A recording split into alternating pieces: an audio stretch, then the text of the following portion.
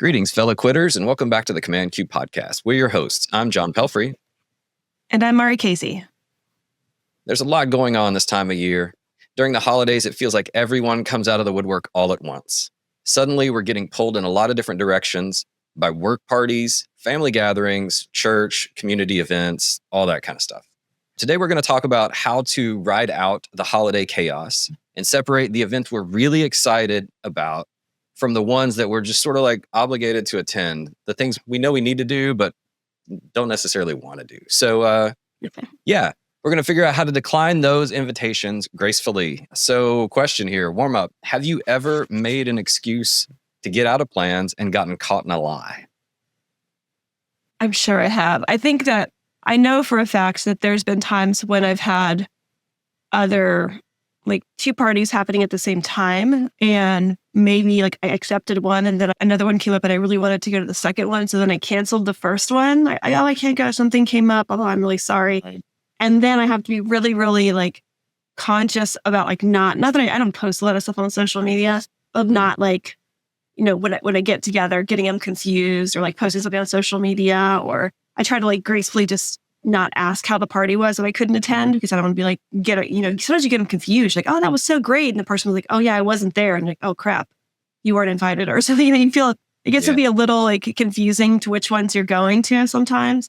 But that's really probably the only instance. Usually if I don't want to go, I'll just say I can't come that night or something like that. I usually don't make up something like I'm washing my hair or, something like that. I don't know that I never wash my hair. Oh, well, that's good to know.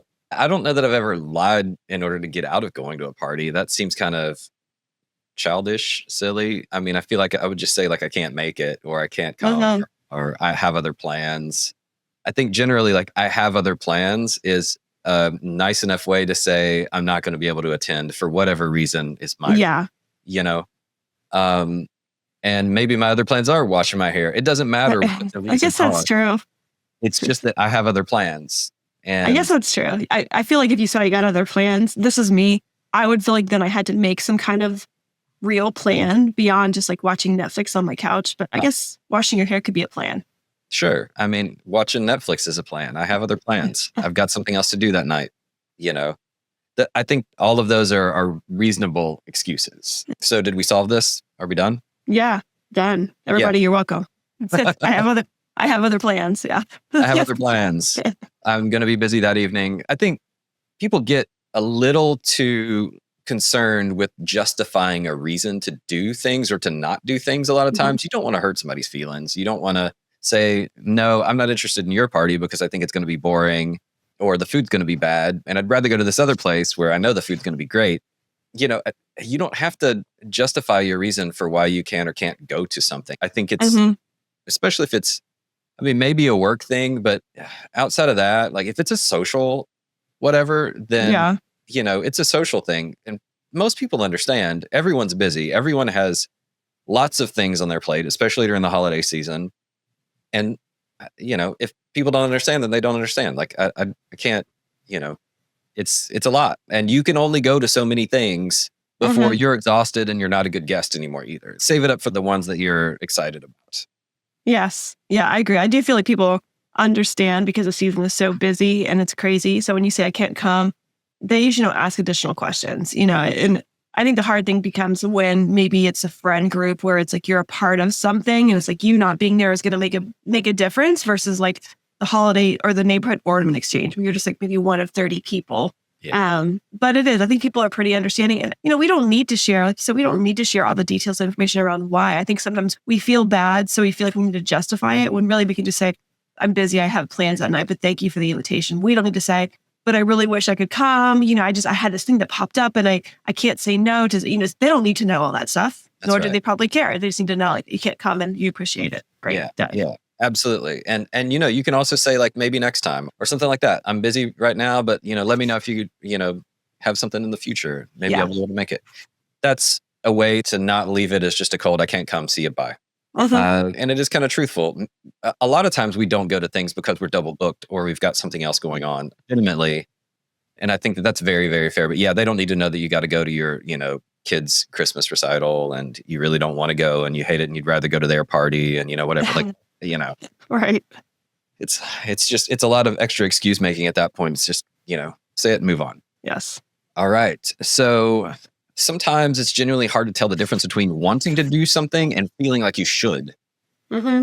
What's the litmus test there of like, I really want to do this, or I feel like I should? To me, it's just that, like, am I excited to go or not? Is this what I'm ready to do? Yeah, I think that's a simple version of it. It's just like when someone asks you, would you be willing to try to move something around to get to this event? Like, oh, shoot, actually, I got to pick up my son, but if I didn't get my husband to pick him up, then I could go. Like, if you're really thinking about like how to get there, then you want to go. If someone asks you and your immediate response is that like, then you probably aren't as interested. So sometimes you have to go out of obligation for something, and that's a bummer. But sometimes you just have to do it, and that's part of it. And just give yourself like, I'm only going to be there for an hour or something like that, and I'm going to kind of come home.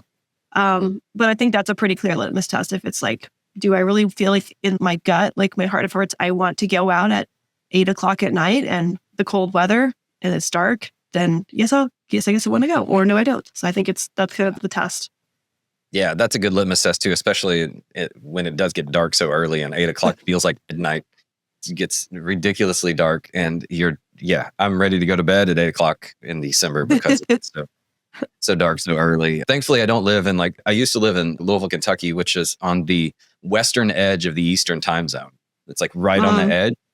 And so I remember getting off work at 5:00 and it was pitch black dark outside. Yeah. And, because the sun went down at 4:15. Mm-hmm. Going, oh. Yeah. Going to work in the dark, leaving work in the dark. Yeah. The like couple months there in the middle of the wintertime, that can get rough. So definitely a good litmus test to say, like, am I willing to go back out in the, at 8:00, 8:30 in December? I like that a lot. Yeah. Do you think that FOMO, first of all, is FOMO a real thing anymore? That's question one. And two, do you think that it's stronger around the holidays? I think it is a real thing depending on how old you are. This is my theory with FOMO. You have much more FOMO when you're younger because you feel like you need to be everything to everybody a lot more. And you're still trying to build your network of people, whether it's like find a spouse or find your friends. It's, it's from middle school up until probably your 30 something, depending on who you are.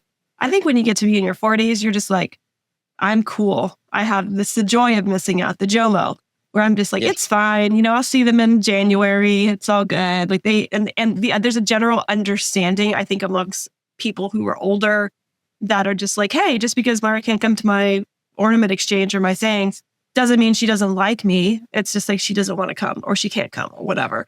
So I think it switches a little bit when you get older, but I do think it's more prevalent around the holidays, just because the holidays are special. People are putting out their fancy dishes and, getting fancy. And there's there's part of me that wants to be a part of all those gatherings because they don't happen all year.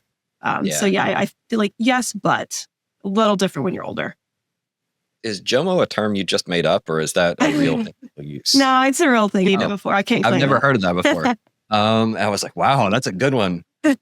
Find that.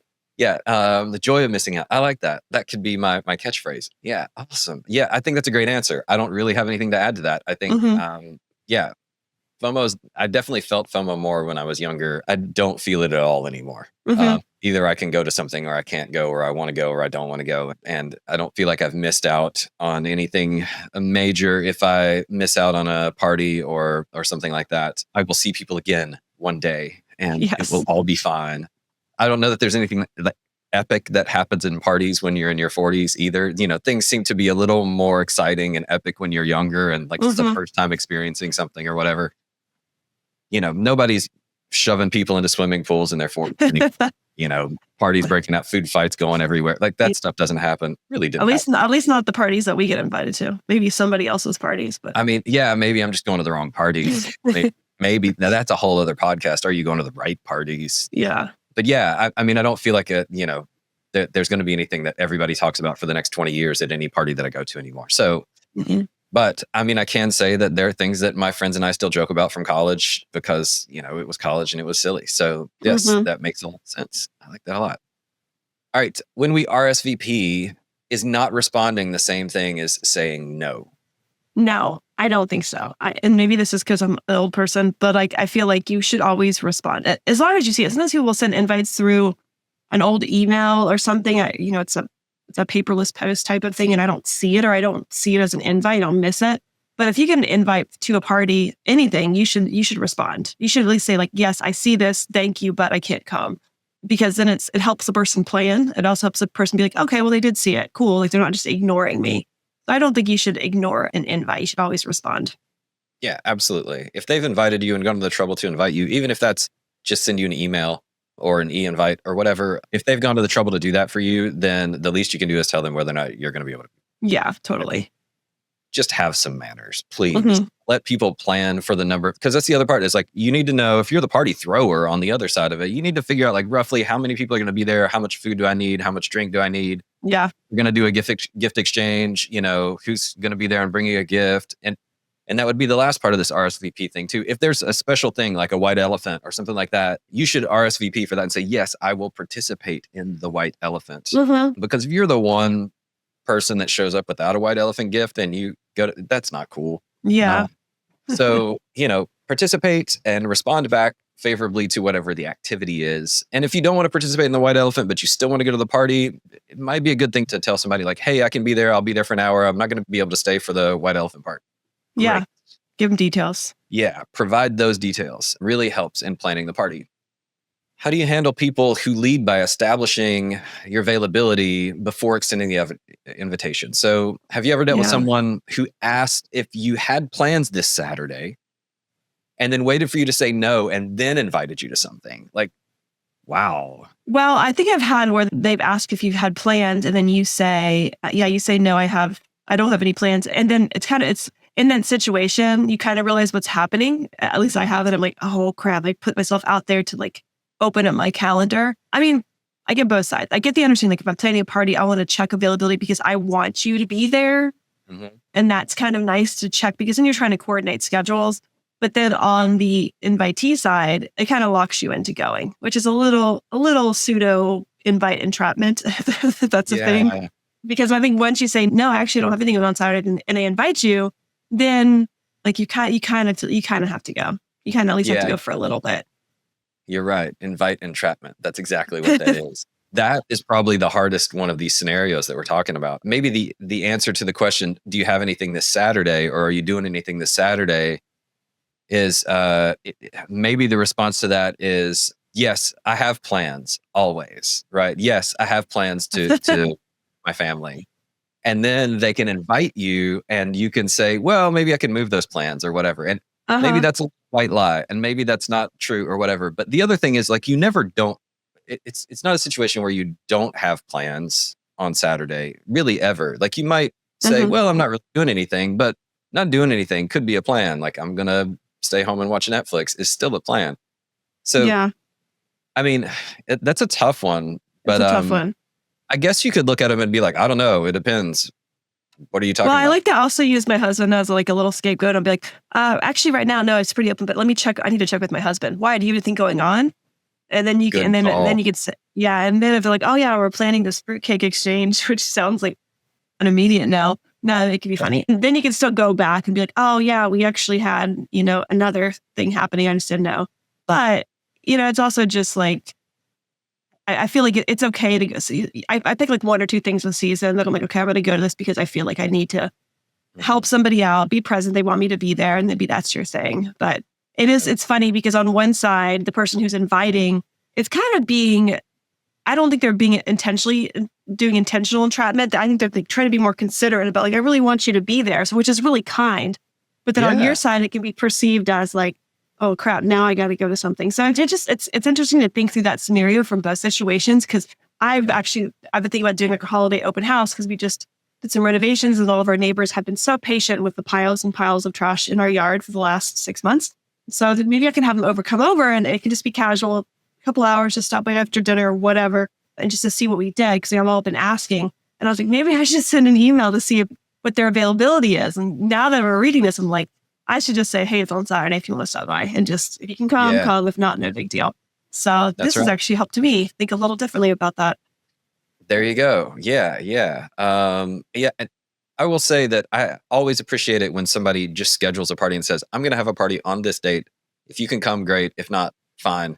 Because if you get it like, are you available? And are you available? Then that party's never happened. You just Schedule it, make it happen. People show up, they don't show up. It's cool either way. All right. So how do you leave room in your schedule to just enjoy your family and allow for some of the spontaneity around the holidays? So I think this is really the crux of what we're talking about. You know, I want to spend time with my family. I also feel like I need to spend time with other people. How do I make a balance between those things? And you just sort of mentioned this, and maybe you can add on to this a little bit. Like you just sort of expect that there's going to be a couple of things around the holidays that I know I'm going to have to make room for. And maybe I just limit it to like, I'm going to do two good deeds this December, show up to these two things, and then everything else I'm going to turn. So. Yeah. I mean, I think it is fair to also just hold time for your family. And when people try to book something or plan a party, so I'm thinking work-wise, but try to plan a party and invite you can say, oh, that's tonight we're doing the Christmas tree lighting, or we always get our tree right after Thanksgiving on this date, so I can't make it. They understand that too. So I think you can also kind of be transparent about the time that you have, held aside for family time. And then I do feel like it's, as far as not allowing time for spontaneity, not overbooking. So usually what I'm doing, I'm going to do maybe 2 to 3 parties across the entire month of December, which includes some that are just like lunch parties. Like we had our party, which includes something in the evening. I think the harder ones to go to are the ones during the week in the evening. And so I might only do like 1 or 2 of those the entire month of December, just because I have kids that are in their own things. And so for me to do a lot of parties during the week is really hard, because then it just makes the rest of the week really disruptive. And especially towards the end of the year, like the hardest thing is like, if you get really tired in that time you're going to parties, and it's like, it doesn't make the season enjoyable. So I think just being really intentional about like, how many do you want to say yes to? And then just being transparent when you're saying no, like, hey, I can't come to this because we have, we go caroling as a family or whatever it is. Good excuse. We go caroling every year as a family. Who does that anymore? I went caroling when I was in high school. We used to do that every year. It was awesome. Yeah. No, I mean, we actually have one family in the neighborhood that does still do that. And I'm like, that's so tender. I love it. Yeah, that is pretty cool. We would do it as like a sort of a church youth group or whatever, and then go to, people's houses, like elderly people's houses and things. That was fun. It was a good time. I miss that. Bring back caroling. Yeah. It seems like especially like a good small town thing to do. Wow. Roving bands of carolers on the streets would be a really interesting, fun holiday thing to see again. We should do maybe an episode next year on that, like holiday traditions we would like to see become mainstream again. Come back. Yeah. Yes. That one would be a good one. All right. Now, lightning round. What is your go-to party exit strategy? You're ready to leave. What do you do? Again, this is probably just because I'm over 40. I just say, I'm leaving. Bye. I'm just, thank you so much. Yep. I think when you're younger, there becomes more of the pressure to stay. Like, oh man, don't leave. Just like hang out, one more drink, one more song. And then people used to do it. They would go to the bathroom and then just leave, just like disappear into the background. I think if you have a set time to go, and Kendall talked a little bit about this too, where it's like the party is from blank to blank. Mm-hmm. I think if you want to leave by a certain time, then you can say, hey, you can share with your host or hostess. I'm going to get out of here by 9 because I need to get home for whatever reason. Yeah. That's always good. But I do feel like adult parties, like older person parties, I think it's fine just to say, hey, I had a really great time. I do need to go ahead and go, but thank you so much for the party. It was a blast. And say your goodbyes to everybody else. I think that's fine. I don't think you have to drop a smoke bomb and disappear into the background. 100%. I tend to say, great party. Thank you so much for inviting us. We had a great time. We'll see you soon. And then, and I do a little wave. You can't see it if you're not watching, but I do a little see you soon and wave a little bit. And that gives them sort of the visual understanding that I'm out, I'm done. Mm-hmm. We're heading out. One thing that I think is important is don't put a qualifier in there well, it's about time for us to maybe be heading home soon. Yeah. Something like that. Don't do that. Don't make it a big deal. Yeah. No, just be like, thank you so much for the invitation. We had a great time. We'll see you again. Those types of things. Then the other one is the classic, sort of you alluded to this, the classic Irish goodbye, which is out the back door quietly and silently. And I think that in a party where there's a lot of people, that is totally okay to do. Mm-hmm. Got more than 20 people in a house at a time or at a place, and there's a lot going on. You don't have to say goodbye and interrupt the flow of these people talking to these people, and everybody's having a good time. It's okay to sneak out. Now, if you're one of 8 people, probably not cool to sneak out. Like you should probably say. But there is a number where you can get a sense if the party's really going and people are having a good time. I don't think there's anything wrong. Otherwise, you end up standing there for 15 minutes waiting to say goodbye to somebody, and then you could have left. Yeah. I think it's good to try to say goodbye to the host or hostess, but if you can't get to it because they're entertaining, then if you could tell somebody, hey, we're going to go ahead and duck out, but can you tell so-and-so, like we had a really great time and we just had to go ahead and leave. And I think that's fine to do. I was going to ask you, because I know that we have one. Do you and your wife have a like code phrase or word when you're like, I want to go, I'm letting you know it's time for us to go? Because we have one, like Mark and I, whenever we go to party, which is not very often, like don't get me straight, but it's very, very like, infrequently, but if we do, it's like, I think it's going to snow tomorrow is ours. So we obviously have to change it seasonally, but. That's so funny. We don't have one. We don't like say like apple and then go or whatever. I mean, I've been married for almost 25 years now. We can just tell. I can look at her and know ready to go. Look at me. and if I give a little like, eyebrow raise or whatever, then that's probably the signal like you ready to go. But I want to go back to another thing about saying goodbye real quick. And that is if it's a busy party or whatever, it is totally okay to text the person as you're leaving or after you left. Thank you so much for inviting us. We had to go. Appreciate. That's another way to like pull an Irish goodbye when everything's busy, but then still let them thank them and all of that. I think that's fine if it's a larger party. Again, smaller parties, you need to say it, but larger party, that's totally fine. But yeah, we don't have a phrase. I think, it's just, I can tell, she can tell. And honestly, if it gets to be 9:30, it's time for us to go. Like, let's just be real. Yeah. That's kind of, Cinderella loses, what is it? You strikes midnight and all that stuff. Like for us, that's 10 o'clock. The witching hour. That's what Kelly calls it. She calls it the witching hour. So all right. Is it ever appropriate to attend an event out of sheer obligation? Yes. Yeah. We talked about that a little earlier. I do think sometimes you just need to be there and you need to be present. If it's a work event, then it could just be like, I need to be there because I'm on the executive team or I have a bunch of other people who I'm mentoring who are there. If it is like a family event, then sometimes you just need to be there because you're part of the family. I kind of equate it to being on a basketball team. Sometimes when you're part of a group, sometimes you got to show up even if you're injured. Sometimes you got to show up if you're sick. It may not be the best game that you're going to play. It may not be the funnest game you're going to play, but you just got to be in the game. Sometimes parties are kind of like that. You're like, I have to go even if I'm not going to have, this isn't the best time. Because sometimes it's not about you. Sometimes a party is about somebody else showcasing something or about somebody else celebrating something. And you're there to celebrate that thing, not necessarily your time. Now, I wouldn't do that on a regular basis, and I wouldn't necessarily stay the entire time. I would be like, I'm going to be here for 2 hours or for an hour or until they announce the engagement, and then I'm going to leave. But I think sometimes you have to do that just because you're part of other teams that you need to roll into. Yeah, I think that's a good way to put it, especially if it's a big life event for people and they want you there. I think big life events, that makes a lot of sense. Family, friends, engagement parties, whatever, baby shower, things like that.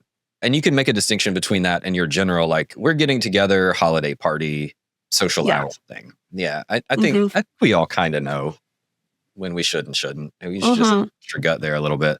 All right. Is I don't want to a valid excuse? I say yes.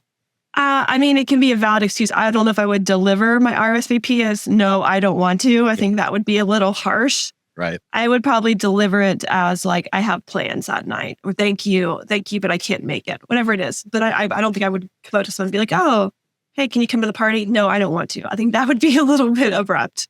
But if you're aiming for 2026 with no friends, then maybe that's your thing. I don't know. Yeah, I agree. I said yes, but you're right. I would not phrase it that way but in my mind, if it's I don't want to, then it would be I don't want to. And then, and then it's, I can't attend or I'm not going to be able to make it or whatever. Yeah. I'm not going to be able to make it is not a lie. It's not saying I can't. It's saying I'm not be able to. So there's all kinds. I'm not going to be able to because I don't want to. You don't just leave the last part off. That's right. Because I don't want those types of things. But I think internally it is okay to say no because you don't want to attend everything. Totally fine. Yeah. Well, I think we've kind of covered this a lot. We've covered, don't do it out of guilt. Do it because you want to go or do it because on those occasions where there's big life events or whatever. But it is totally fine to make plans with other people. If you're double booked, it's okay. People will understand. Don't make excuses. That's the gist of kind of everything we're saying here. So, yeah, with that, that's all we've got for today on this Quick Quit. Thanks for tuning in and quitting with us. Yeah. If you're new to the podcast, you can visit us at commandqpodcast.com. That's command, all one word, COMMANDQ, podcast.com. You can also catch us on Apple Podcasts, Spotify, YouTube. Yeah, that's about it. And some little clips on LinkedIn. So come say hi, leave us a note, leave us a comment. And yeah, until next time, I'm John. And I'm Mari. And we're reminding you that quitters can win and winners can quit.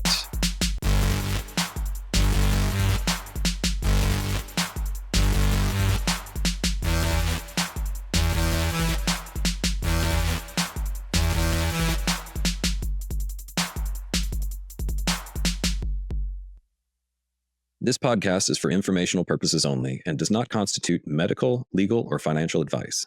The views, thoughts, and opinions expressed are the guest's own and do not necessarily represent the views, thoughts, and opinions of Command Q or Uncompany.